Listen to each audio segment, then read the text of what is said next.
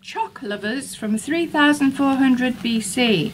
The plant used to make chocolate may have been cultivated as early as 3400 BC in South America. Experts previously believed it was first grown for food in Central America in about 1900 BC, but a study suggests it was harvested in the upper Amazon basin and foothills of the Andes earlier.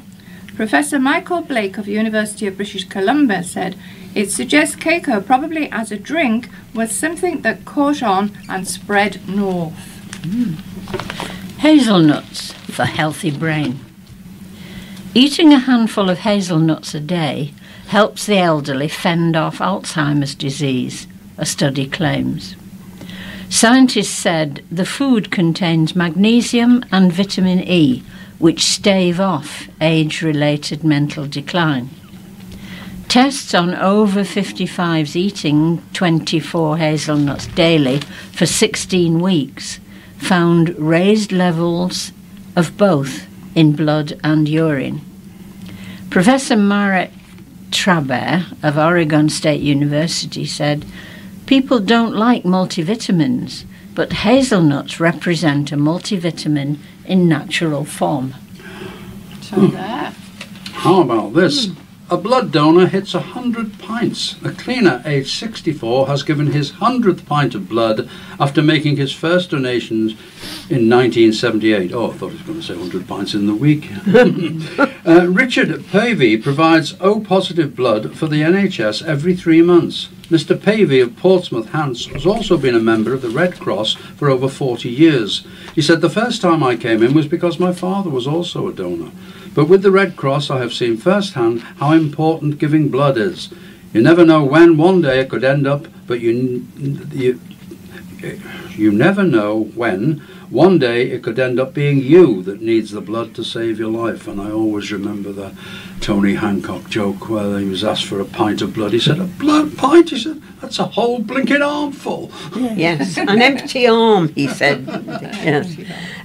Smart socks to reduce falls. Socks worn by hospital patients that alert nurses when the wearer steps out of bed are being trialled in a bid to prevent falls. Patient is Up smart socks, developed in the US, will help cut 200,000 hospital falls a year that lead to 100 patient deaths and cost the NHS £2 billion. Bosses testing the socks at North Middlesex Hospital in Edmonton, North London, said, "We need to make inroads into driving down falls."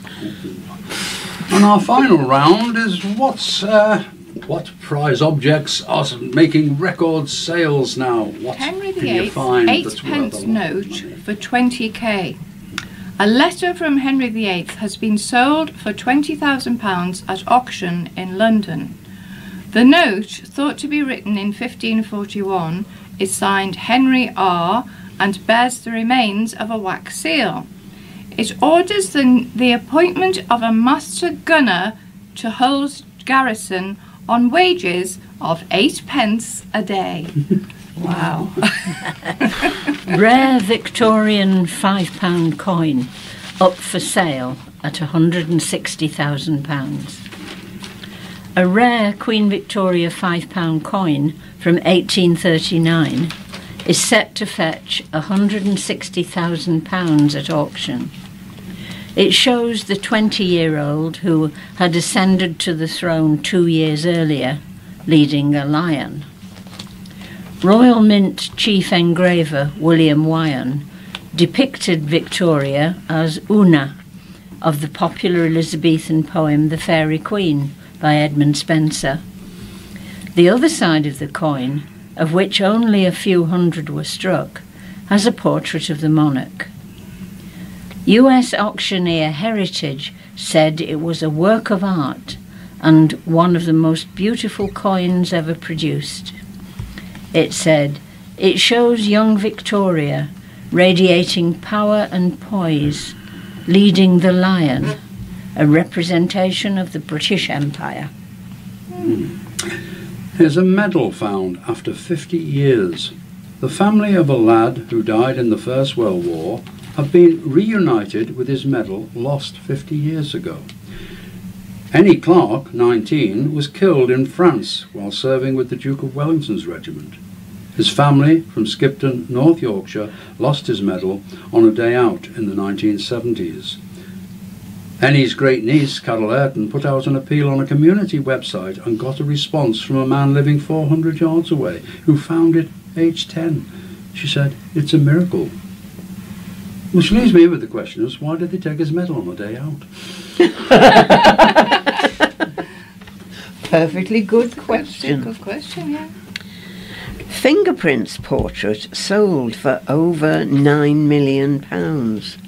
A painting by the Dutch artist Rembrandt, thought to carry his fingerprints, has fetched £9 million. I can't read this very well. The 1650s work, Study of the Head of a Young Man, is one of a series he painted of the same man. 2 thumbprints were found on the painting when it was examined ahead of a 2011 exhibition. The painting is just 10 inches high, but there was a global interest when Sotheby's auctioned the work in London on Wednesday. The piece had an estimated price of £6 million, but bidding only finished when it was sold to a telephone buyer for £9,480,500. My God, got my tongue round that.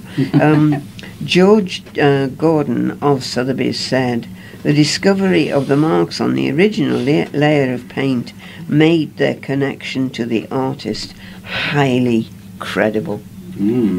So we don't even know for sure.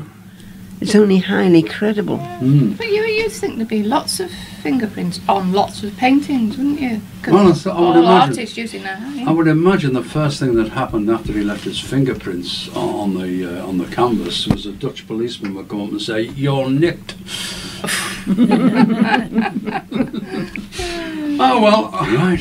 We'll be with you in February next for our next magazine. So reluctantly on this sunny January day, we will have to say goodbye. So from me, Peter Lynskey. And from me, Pat Fearon. And me, Hilary Lynskey. And me, Mary Andrews. Goodbye, and may Bye. spring be soon. Oh yes. Bye.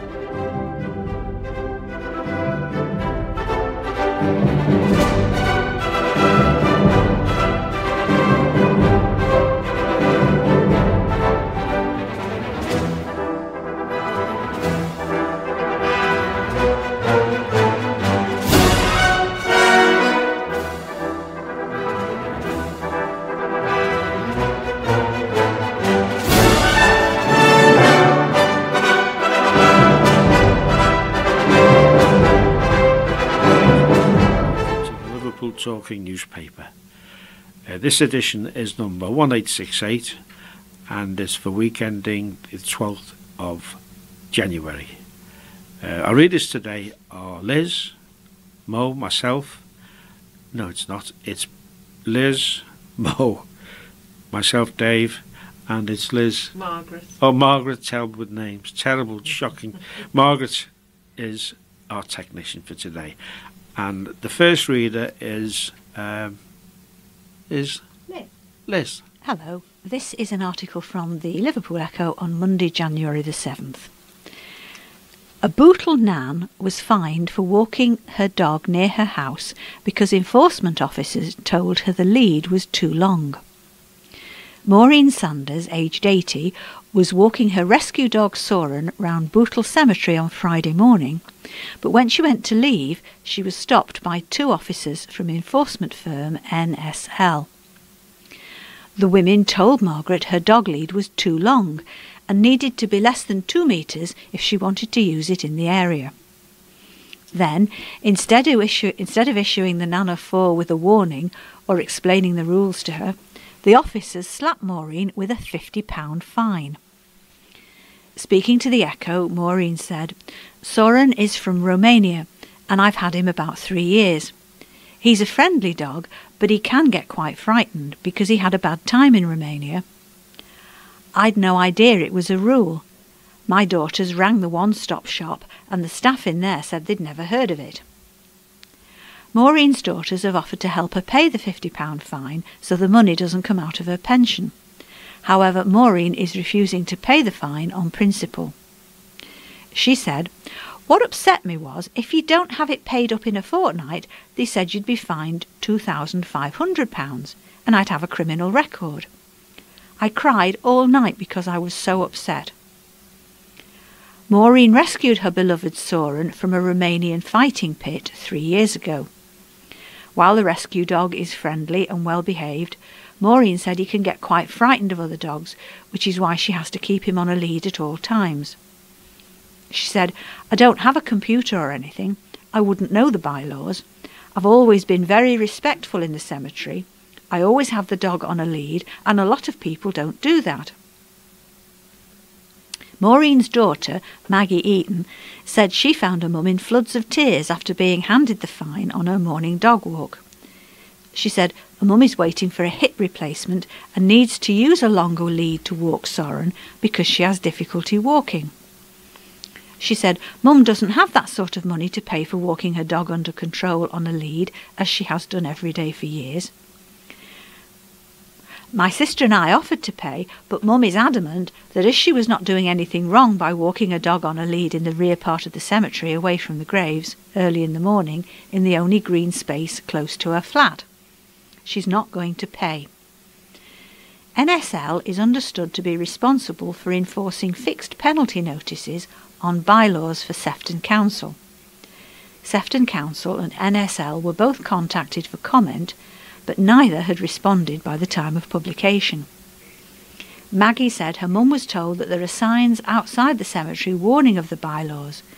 However, the signs merely state to keep dogs on a short lead and don't specify any maximum length. This article follows on from the last one, and it's headed "Nan's Relief as Council Scraps Dog Lead Fine." The Bootle Nan, who was fined for walking her dog because the lead was too long, has been saved from a possible criminal record after the council withdrew the penalty.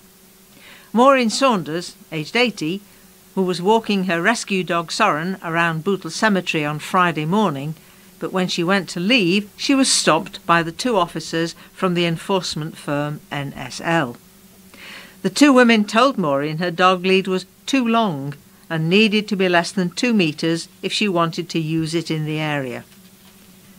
Maureen said that instead of issuing the Nanafor with a warning or explaining the rules to her, the officers slapped her with a £50 fine for breaking the law. The grandmother of 4 said she'd cried all night after allegedly being told her fine would increase to £2,500 after a fortnight and leave her facing the possibility of a criminal record.